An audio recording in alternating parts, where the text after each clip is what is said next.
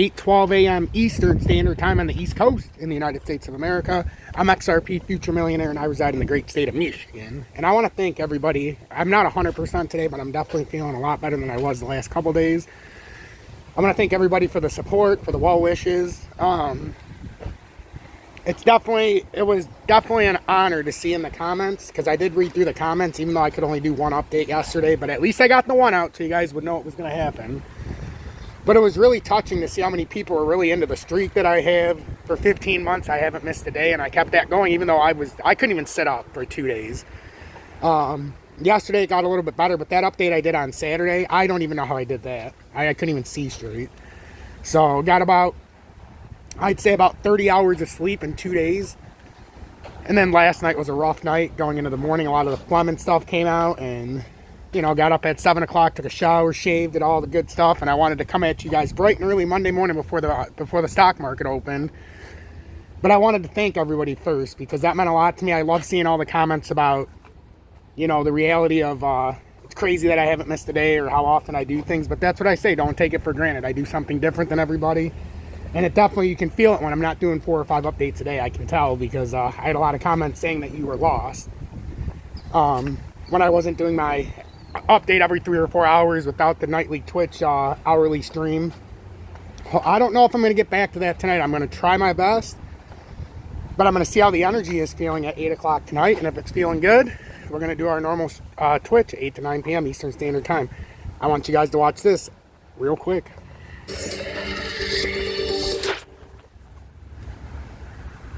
Good afternoon, everyone, and welcome to Stock Market Today by Investors Business Daily.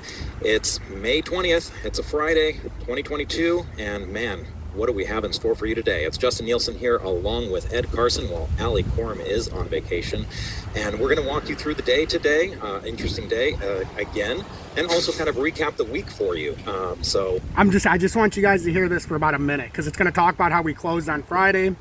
Nothing to do with the futures. It's just going to show. It'll show a little bit on Friday, the futures, but I want you guys to see how the weekend did, in case you weren't paying attention. Cover Eli Lilly, Zim Integrated Shipping, 2 of the bright spots in today's market, and then also Tesla, which was looking a little bit rough on the downside, putting 700 possibly in its rearview mirror. So we'll take a look at that, and first, let's start with the major indexes. And man, Ed, I don't envy you. You had to change headlines, basically midstream as you were writing them. Are we going to close? Are we going to close lower? Are we going to close flat? What's the deal? S&P 500 basically flat for the day after being down pretty significantly. It was down as much as 2.3% intraday. Nasdaq Composite, it was down a little bit, like 0.3%, but that was down over 3%. 3.1% earlier in the day. Dow Jones also closed flat. Russell 2000 down just a smidge, 0.2%. So, gosh, what do we do now, Ed? Yeah, well, all the major indexes, let's just go through the week, and we can talk a little bit about Friday, because the rally is dead. Long live the rally attempt, oddly enough. But we started off the week okay. And long live the new rally, right? Yeah, exactly. We started off Monday, with just sort of a modest down day. Okay, fine. And not that important one way or the other. But then continuing on the rally attempt from the May 12th lows. But then on Tuesday, we staged a follow-through. Now, on all the major indexes. Now, it wasn't the most impressive rally. It was barely over the 10-day line. Still well below a lot of moving averages. Guys, the key thing here, though, is we broke the support. We didn't hold the W reversal, so the problem here is that we actually made a new low. So even if we get some kind of pedestrian bounce to the 20-day or the 12-day as he's using, in the NASDAQ, it's pedestrian. They all look the same. We broke the double bottom. Volume was below average. It was higher than the prior session, so it met all the criteria by every measure that this was clearly a follow-through day on the NASDAQ, Dow, and S&P. Had a lot of caveats, and then Wednesday was clearly an expectation break. Yeah, and I guess the good news is that when it fails that quickly, it doesn't give you as much temptation.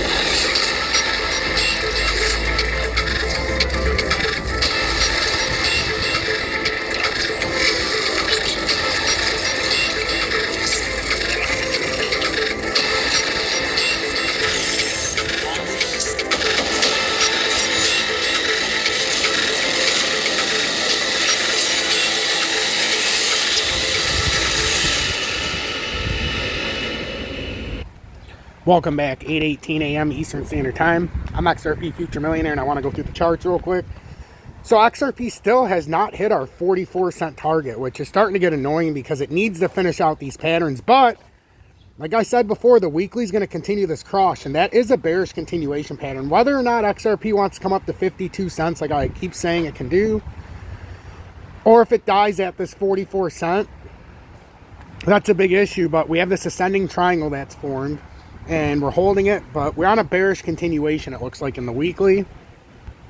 We've got to pull up here. XRP has got to pull out of this, otherwise we're going to get a double bottom here.